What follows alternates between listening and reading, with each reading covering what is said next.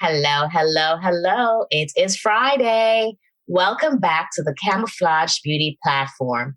It is February, and boy, oh boy, do we have some things in store for you. This month, we are celebrating love, relationships, and intimacy in honor of Valentine's Day. But we're also taking an opportunity to recognize National African American History Month. We strive to empower our listeners through education with little-known Black history facts because, well, knowledge is power, and the more you know, the more you can grow. As always, we celebrate birthdays all month long on the platform. So send us some pictures of you celebrating your big day. Tag us on Instagram, and we'll be sure to shout you out. Happy birthday to everybody celebrating a birthday in the month of February. So relationships and intimacy, boy, that's a whole lot to unpack. And to kick this month off, we're actually starting with some spiritual guidance from a chaplain, and we will end the month of February with some sex therapy.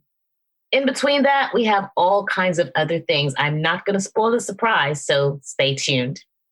This month, we're drinking Black Girl Magic by the McBride Sisters. It's a wine company operated and owned by two Black women who just happen to be sisters. Go ahead and do a quick Google search and it will give you all the information you need about Black Girl Magic or the McBride Sisters, and you can grab your bottle at your local Target. We have so much more for you. But let's start with our Black History fact of the day. Did you know the celebration of Black History Month began as Negro History Week, which was created in 1926 by Carter G. Woodson, who's a noted African-American historian, scholar, educator, and publisher. It became a month-long celebration in 1976. The month of February was actually chosen to coincide with the birthdays of Frederick Douglass and Abraham Lincoln. It was actually President Gerald Ford, who officially recognized Black History Month in 1976. He called upon the public to seize the opportunity to honor the too often neglected accomplishments of Black Americans in every area of endeavor throughout our American history. My guest today is Chaplain Captain Megan Davis. Remember that name, Chaplain Captain Megan Davis. This lady is absolutely awesome. She is a student pilot who recently did her first solo flight all by herself. She is the creator of a social platform for women that supports and empowers and promotes women in aviation.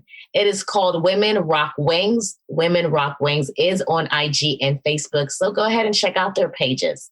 Stay tuned for Chaplain's message. It is going to be amazing, I promise you. Whether you're religious or not, there is something for you to hear on this platform today. Stay tuned. We'll be right back.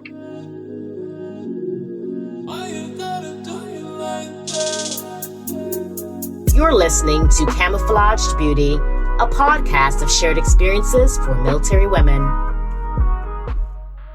So my guest today is Chaplain Captain Megan Davis.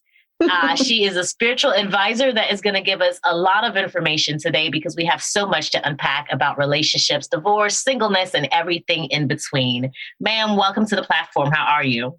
Hi, how are you? I'm good. How are you today? I'm well, thank you. Tell us a little bit about yourself. Oh, what is there to tell? I am, well, you already said my title, but to my mom, I'm Megan, and I'm from Brooklyn, and my heritage is a little of course, Southern South Carolina, a little Barbados up in there too from my father's side. And I've been a chaplain now officially for almost 3 years, but I was a chaplain candidate, so for about 3 as well. So it's a culmination in the chaplain field for about almost 6 years. And I've been in the Air Force though for 15 years. I am prior service as well. So I was a staff sergeant when I decided to leave the enlisted corps. So I've been an NCO. I was an aircraft electrician for almost 10 years, fixed the baddest refueler in the entire Air Force, the KC-10. Nice. I know, right? Like I miss the baby, but it's being replaced by the 46 Pegasus now, but we'll see, it's all good. There's no hurt in my heart, but I love being a chaplain. Honestly, it's one of the greater privileges of my life. I take what I do seriously, but I know how to have fun. Don't get it twisted. But I love taking care of my airmen. Like it is really, really my privilege to do so. And it's a lot, but it's worth it. So yeah, that's me. Well, we are excited to have you here, ma'am, and to get your expertise. So there's so much with, that military women and military members in general face. And I think a lot of people sometimes are afraid of the chaplain office and what it represents, right? So there can be some fears and stigmas associated with that. But as a chaplain, what demographic of members do you really think you counsel for relationships? Oof. Everybody. Honestly, it's one of the more common things I counsel than honestly, when you go hands down as far as like finances, life choices, any thought process you may think, relationships to me is probably number one. Oh, wow. Okay. Yeah. What about single members? Do you ever have single members that come your way seeking relationship advice? Oh, yeah. It doesn't matter if they're married or single, honestly. Just relational matters are a thing. They're just at the top of the tier. So for married people, it's just a kind of a difference in how I would probably counsel as far as, just the thought process, because you're actually married and your connection to another individual. But and the basis of it, you're still affecting another person with your choice. So the counsel is still sound counsel regardless. I will always direct someone to what is healthiest for them. But yeah, whether it's single or married, I definitely still honestly, it's not okay. Like I could say 75% married people come to me or 25% single people come to me. I mean, the non-married.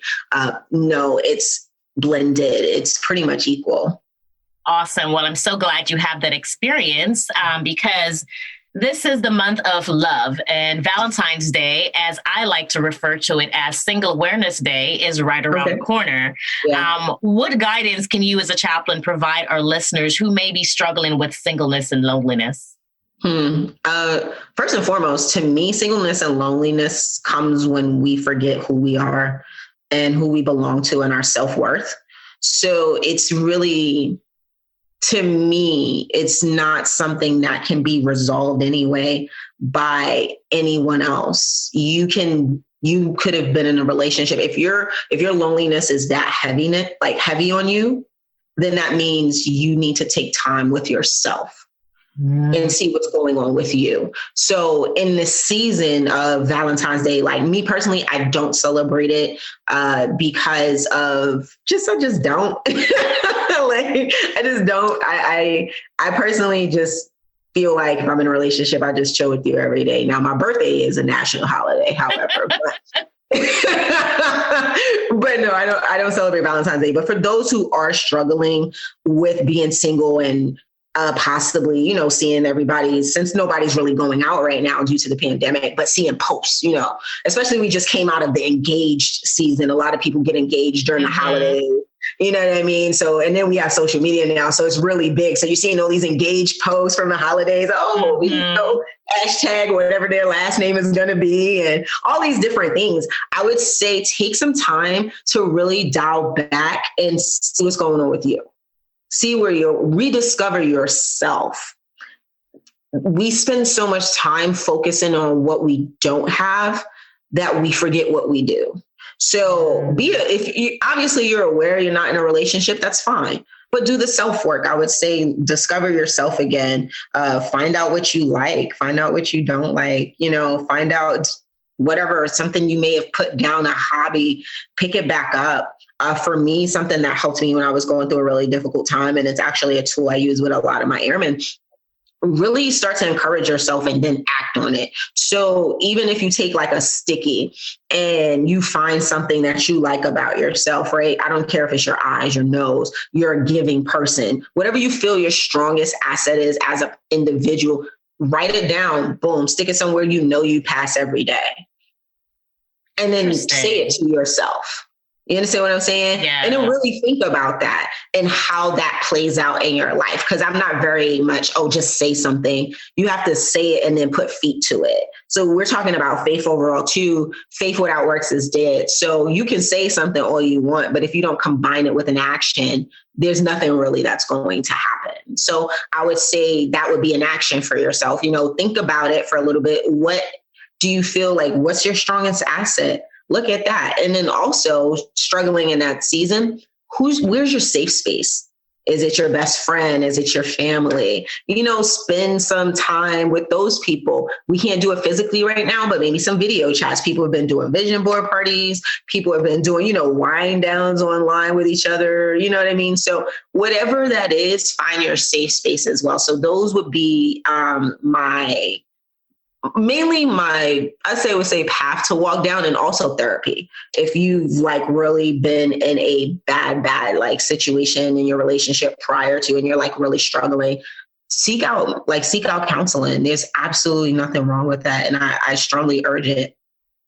Wow, that is absolutely powerful and great information that I think I like when you say faith without work is dead. And so you have to put some feet behind it. So I think many people, when you talk about counseling, they often wait until something is wrong to seek counseling and guidance. Okay. I'm laughing because you're right. So in your world, what would you say to our listeners? How important is it for them or any of us to seek that guidance prior to getting in the relationship or prior to being in a relationship that crumbles? Oh, man, I think being preventative is way better than being reactive in any situation. Hindsight is, of course, always 20/20. But when we have breakups, the way to, I would say, prevent that from happening, not the breakup, but the crumbling of another relationship, is learn what happened to you in that relationship.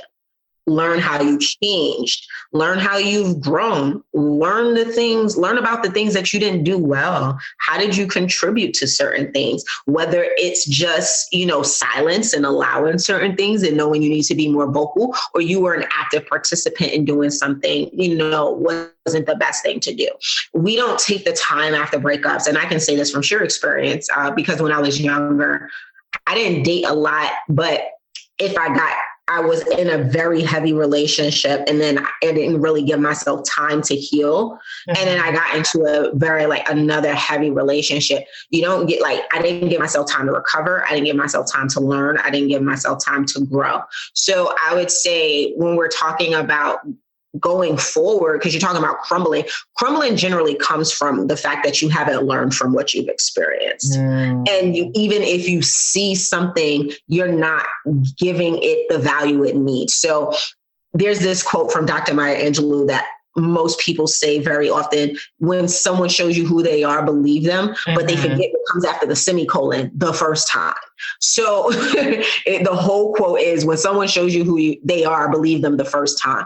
And I'm not just saying that about people, but it's about circumstances. If you know certain things are triggers for you, if you know certain things aren't healthy, and there's an individual showing this to you in your new relationship and you've seen it before, kind of investigate it to make sure it's not the same thing. But if you know it's the same thing, believe it, remove yourself.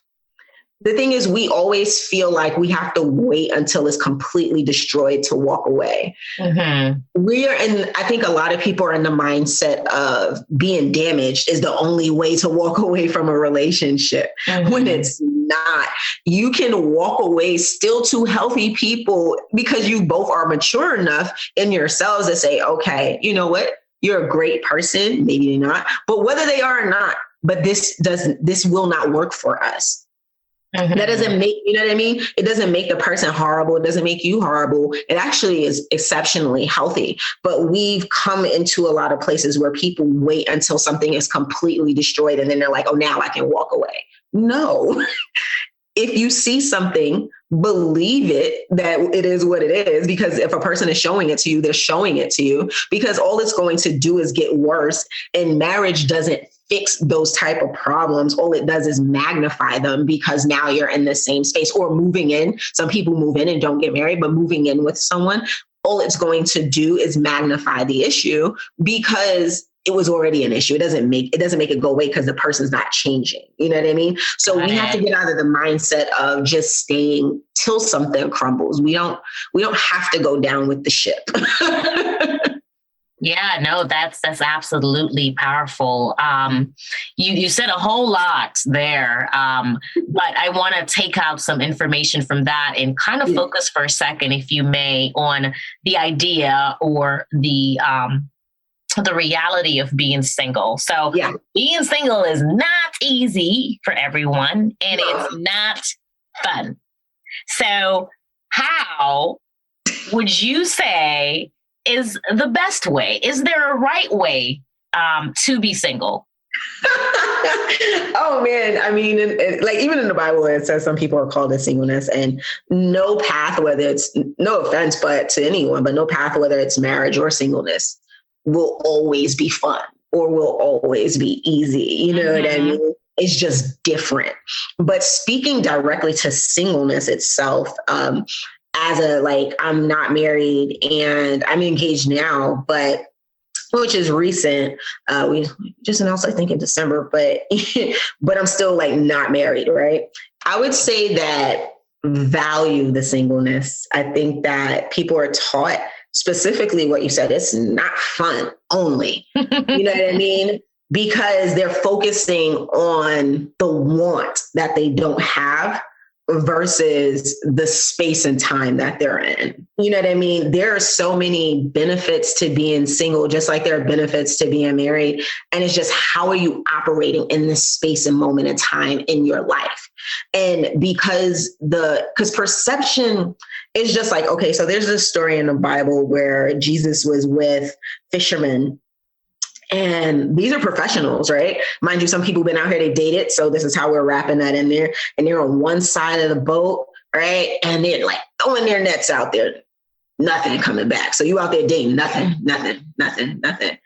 They just focusing on this nothing. Boom, boom, boom. Jesus tells them, yo, he don't say, yo, you know, that's Brooklyn Jesus. That's the Brooklyn version of Jesus. I promise I don't do that in vacations and real Air Force events. Bless it. We are grateful to be here today. No, but he tells them to change their position. They move to the other side of the ship, and it's plentiful. And they get all these fish, right?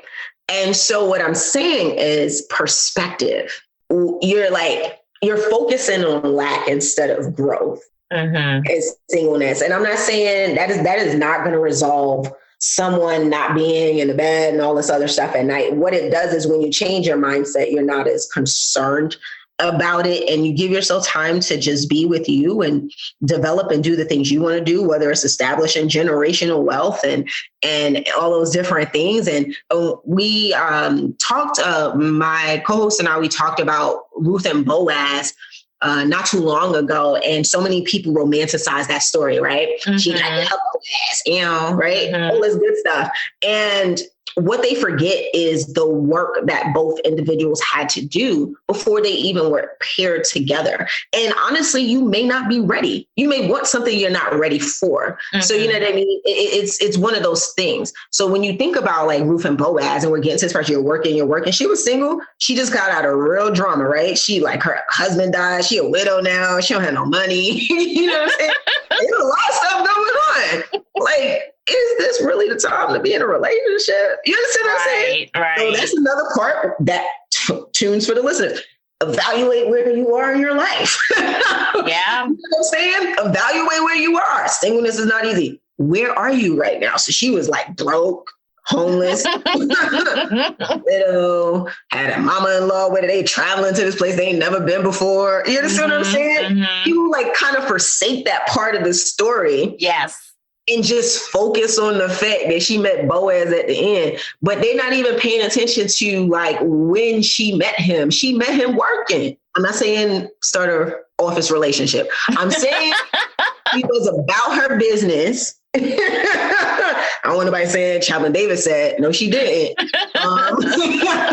No, ma'am. She was being about her business. And it says like he saw her. And he recognized those qualities because she was about her business. So the thing is, be about your business. Singleness is actually a blessing, just like marriage is a blessing. I think when we change our perspective and we see the benefits of something, then it's not that deep. It's just like, be with people you're cool with. Like, you will meet someone. It's not about that. But honestly, for those who are faith believers, pray about it and see if God has called you to singleness, and you'll know to stop dating and like what, you know what I mean? Because some people really are called to that life and some aren't. And I've had that prayer for myself too. I said, I was like, God, please show me if I am supposed to do this. You know what I mean? Am I supposed to be single or if I'm supposed to be married? I really, it's a real conversation. And if I am, I would stop. If the answer was yes, that I was supposed to be single, I would have completely stopped dating, because all I'm doing is putting myself in situations that are only going to hinder my life. So you have to see where you are in that spectrum, speak about, we're talking about faith. So if you're a faith believer, definitely pray about it. If you're someone who is not of faith, just take the time, meditate on your life, see where you are, and see how these things have worked out for you, and see if this is something you feel you want to do right now. Sometimes, because oh my gosh, as people, we just put the context of time in human limits when we don't own time. Right. We really don't.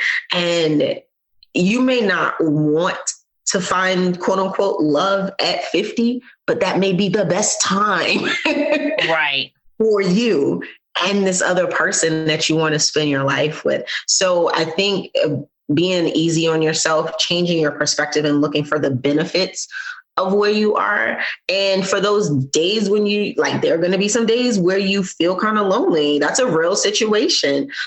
So in those days, I like, all of us have buddies or friends. In those days, for me, there were days because, I work hard, I'm, all this, I grind, I do this, I do that.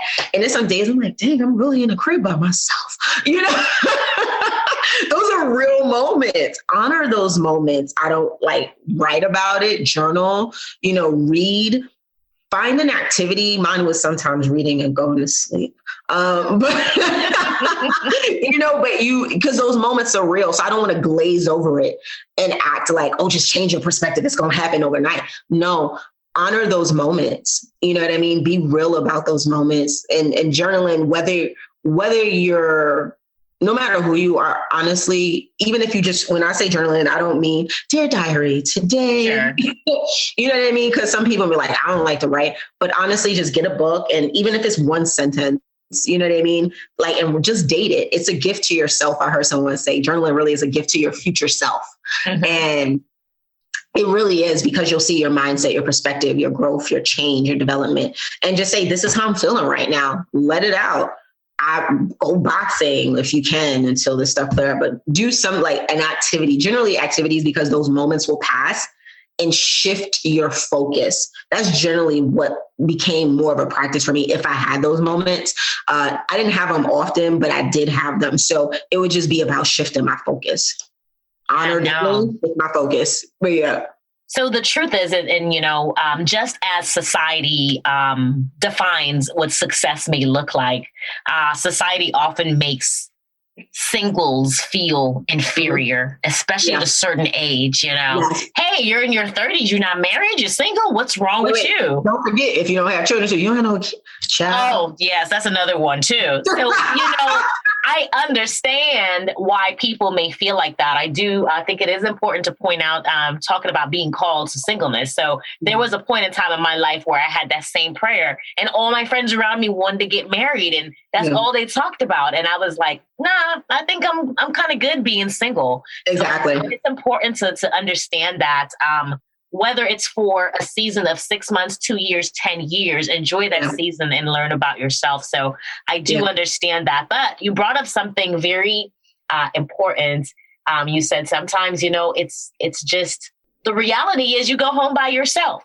Yep. Which leads me to my next question. You do. You really do. I live by myself still, even though we're engaged, and it's like, dang, I can't reach anything. I'm 5'3". I have a step stool, and I'm like, dang, if he was here, he could just get that for me. Yeah. But what's the next question? My bad. No, you're fine. A good conversation. As a woman of faith, when it comes onto sex, this is what I think gets us in trouble sometimes. Yeah. How do I stay faithful and single and, get away from that temptation of a sexual life? Listen. Tell us, Chaplain. First and foremost, when I first saw it, I was like, oh my gosh, shall we go in here today?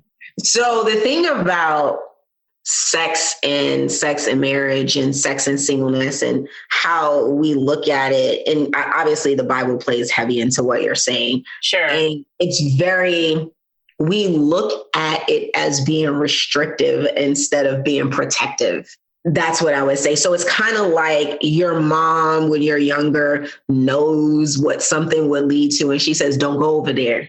But you won't go over there. Not necessarily saying it's bad, but if you go over there, it will change certain things. Yes. You understand what I'm saying? It will just change certain things. And you don't listen to your mama. You go over there. And then you experience the consequence of going over there. Gotcha.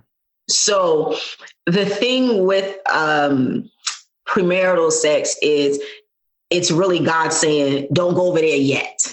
Yeah. Not never. You understand what I'm saying? Because the thing is, we want to know everything all the time. And I'm not saying I've always been perfect in my life. I've had moments where I haven't been. That's just real honesty because we're being honest out here, right?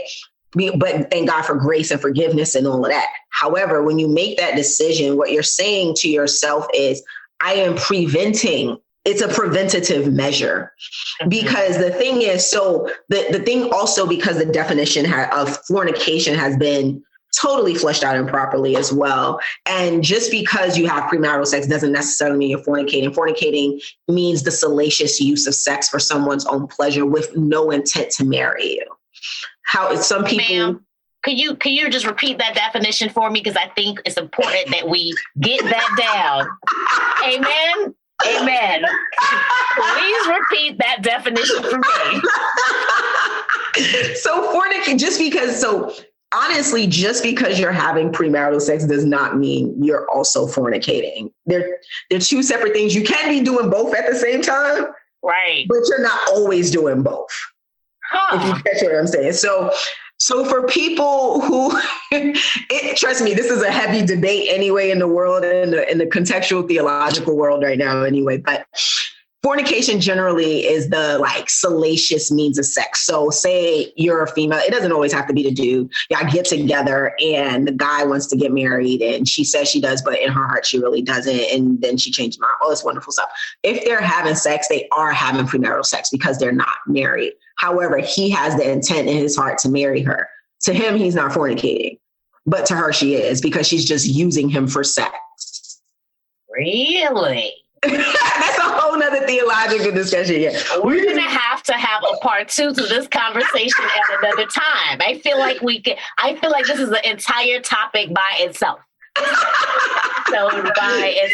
It's different. But premarital sex, the moving away from premarital sex when it comes to God, who is also our Father, is protection. Because I can say this with a surety for people who are women that are listening.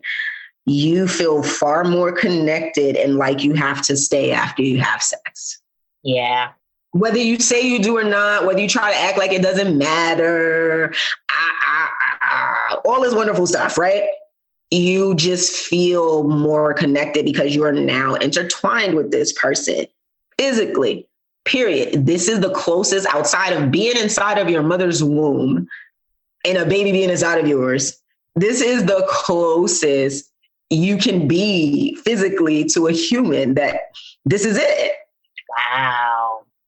Things change. You can't, certain things, there are no words for. However, you know the feeling that changes within inside of you after you sleep with someone. You can, if a person is a sluggish and lazy person, I guarantee you if you've been sleeping with them for a while and you're not that kind of person, you're not lazy, you're not sluggish, I can guarantee you've been in that place before and you're thinking about it while you're listening to me right now. Like, I did start feeling super lazy. I did start feeling sluggish.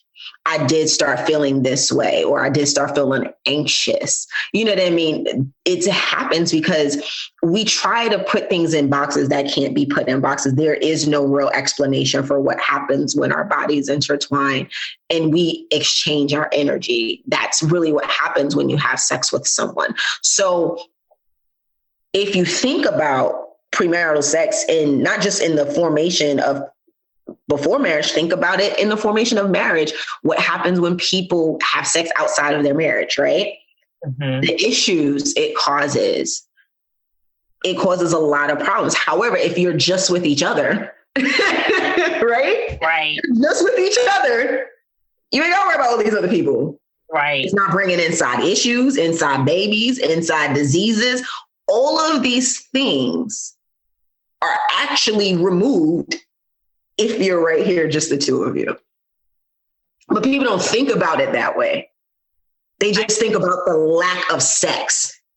Right, right. But not all the things that actually come with having sex.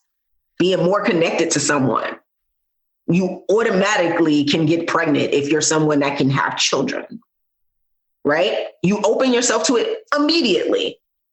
There are plenty of people that have been on birth control and been pregnant. There are plenty of people that have used condoms and there are babies. So, because if it's going to happen, it's going to happen. We don't think about all the things that surround sex. We just think about the sex itself.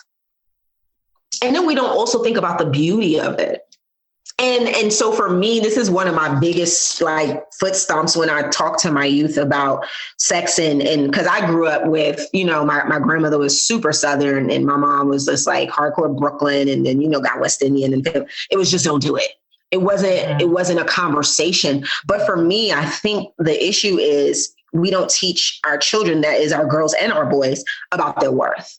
And I think when you do that, when you say you are worth more than whatever you want to add, they won't want to just give it to anybody. So for me, I think the desire, the sex to me, sex is beautiful, it's gorgeous, it's amazing. It's meant to produce even higher levels of affection. It's not just for procreation. Procreation is an after effect of the beauty within the love of the two people. And when you think about it like that, it's more like, I don't want to do this with everybody else. I feel like I just went to a whole church service just now. I feel like I'm in the pews right now, getting this message directly from God. To everybody listening out there and to you, ma'am. You know how you go to church and the preacher's talking and you yeah, that was for me. Yeah. yes. She was talking to me, y'all. That one right there was definitely. Amen. Look, God is always on time. And it's his word, though. It's when you look at the worth of it and the beauty of it and the worth of yourself, more importantly, and who's established your wealth, you're he don't deserve that piece of me. She doesn't deserve this piece of me. They just don't. That is beautiful. That is absolutely beautiful. So let's touch on moving on from the singleness and a little bit of relationship stuff. Let's talk about the people who may have just experienced divorce. Okay. And so whatever this holiday for Valentine's Day represents, it is a difficult time for a lot of people, but specifically those people who potentially were in a long-term healthy relationship or not even just divorce, but are widows as well, and now there's this loss. Yeah. While everyone around you is celebrating. Yeah. What advice would you have for them? That's hard. That's twofold. I've been divorced before, so I'm divorced. So it's difficult because they're both losses, just in different regards. So because people are it's still a grieving process when you're divorcing, because whether it's even if it's the healthiest decision to leave, right? It's still a loss. You lose hopes, dreams, the thought of a future, all these different things that you just, your mind just cooked up and you're yes, we're going to do this. So there's still a grieving period that happens when someone is divorced. And a lot of people don't get that. I just tell people don't get stuck in it. Don't let it become who you are. And that's what happens when you see people who are bitter. Like most people meet me and they would never know if I didn't say I was divorced. You know, they would never know it because I don't put my all in the falling apart of things. I put my all in what God says marriage is supposed to be. So I believe that what God says about marriage, not the fact that we're two people who are not perfect and things happen. So if this particular, like, because people do celebrate it, and if this particular holiday is a soft spot for you, I say treat yourself. Like, honestly, like it may seem crazy, it may seem very simple, but do something nice for yourself. Still recognize the day. I'm not going to say throw that day away for you because it's important to you. If it's important to you, allow it to still be important to you. Don't allow the loss, whether it's the loss by death or the loss by divorce, to rob you of everything. The death of the relationship in a divorce is not the death of your entire self, just like the death of your spouse is not the death of your entire self as well. Right. You understand what I'm saying? So it changes things. Yes, dramatically so. However, still, if you love something, you still do it. Find a new way to celebrate it. Find a new way to give honor to it. And especially if you're grieving the loss of a loved one, if you're grieving the loss of your spouse, find a way even to incorporate honoring them, even if it's a little bit, even if it's a flower, even whatever it was, a book or a dinner, whatever it is. But if it's, you know, especially when I just want to lean to the grief a little bit of death, if it is too much in that moment, respect that, and it's okay.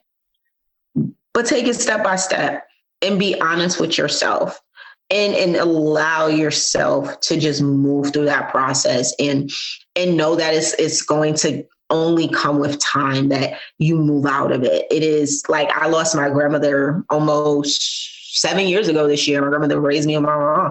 I miss my grandmother every day. Yeah. Every day.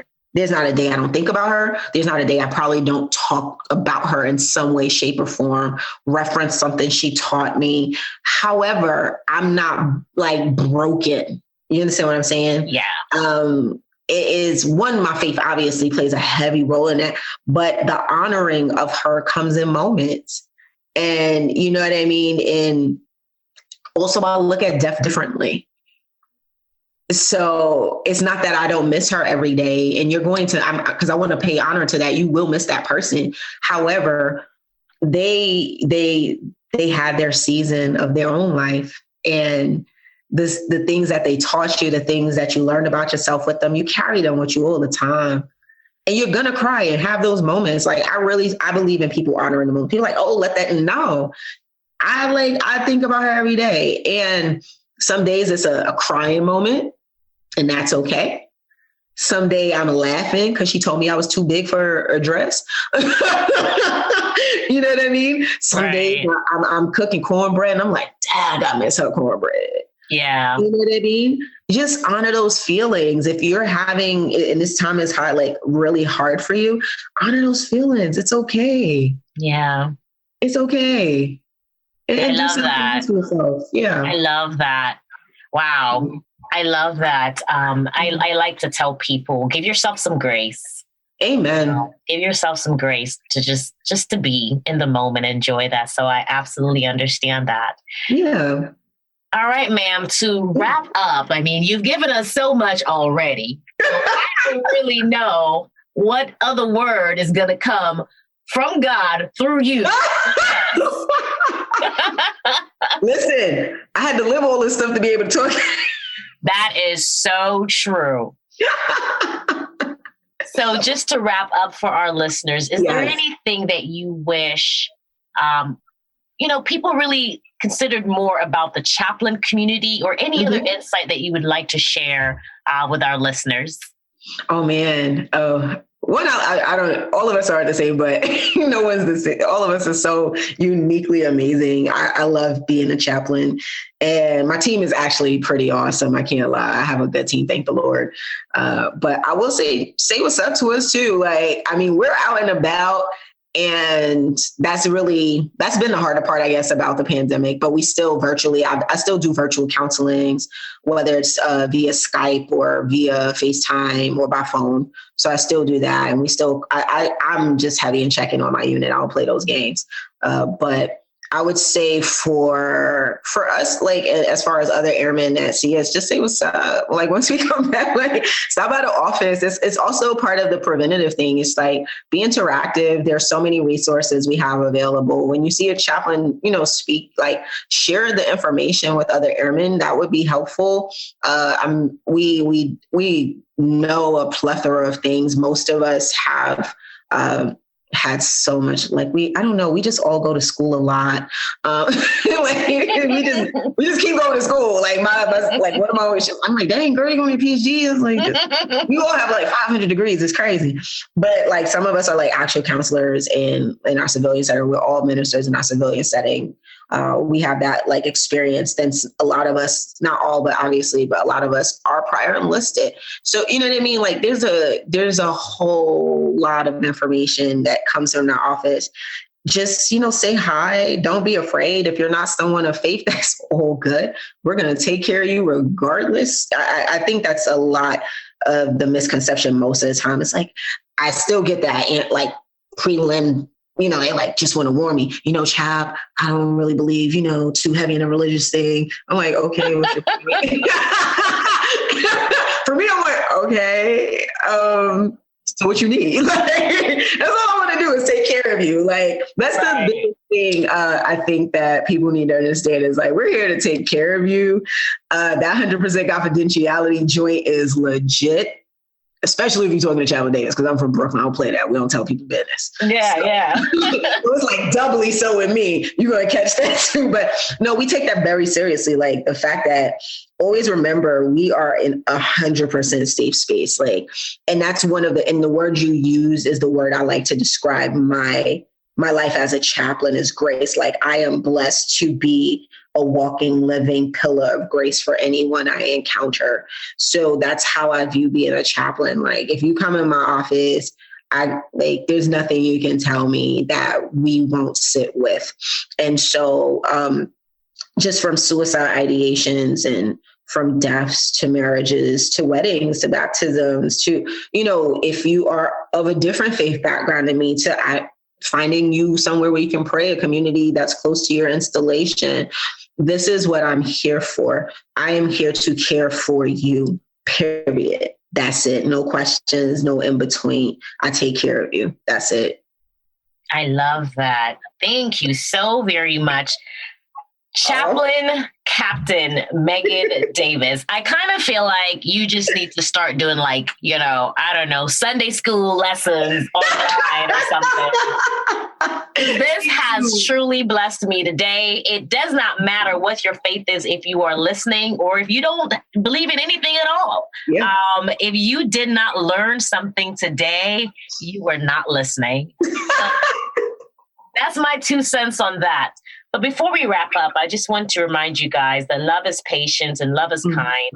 It always protects, always trusts, always hopes, always perseveres, and love never fails. So while we're considering loving others, let's take a moment as well to love ourselves. Amen. That's it for me, y'all. Until next time. Thank you so much for listening. Don't forget to subscribe, like, and share. You can find us on the book, IG, or Twitter. Email us your stories to camobeautystories@gmail.com. That's it for me, y'all. Until next time, be kind to your body, soul, and mind.